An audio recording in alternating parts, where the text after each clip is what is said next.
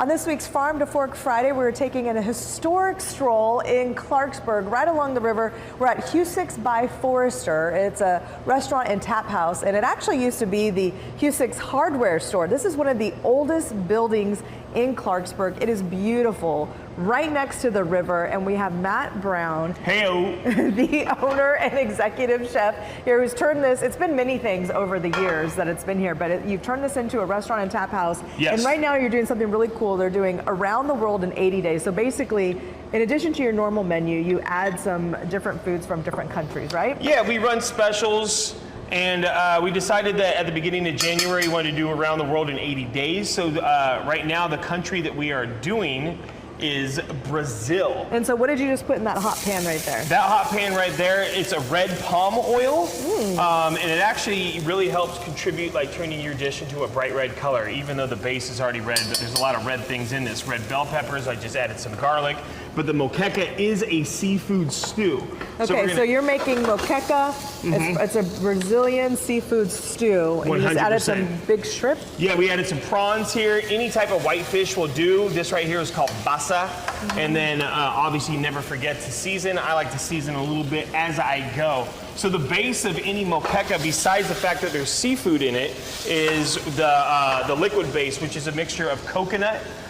It's a tomato base, there's peppers, there's cumin, there's some coriander, there's paprika. And so I didn't want the seafood to sit all day on a steam table, so we decided to do this ahead of time. But you know, we don't have a lot of cooking capabilities here at the restaurant, so we wanted to make sure that we had a base ready to go. So that's what this base is right here. It's the coconut milk, it's the tomatoes, it's the peppers. It's everything ready to go right there. All right, let's plate it. Let's see how this looks. Yeah. Let's get it looking Finish good it. here. Sorry, I'm gonna do the old changeroo of spoons. I'm glad that we're learning how to make this.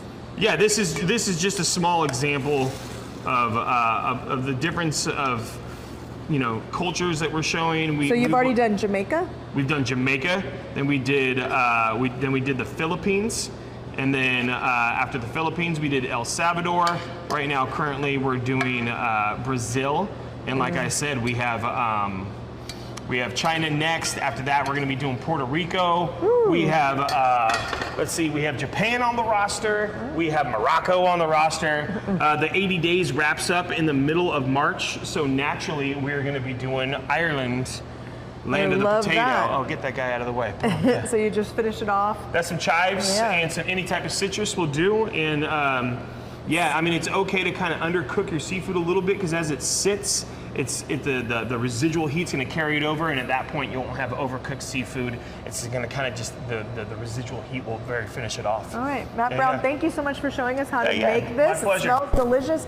But again, China's coming up, and then Puerto Rico, Husik's by Forester in Clarksburg. That's your Farm to Fork Friday.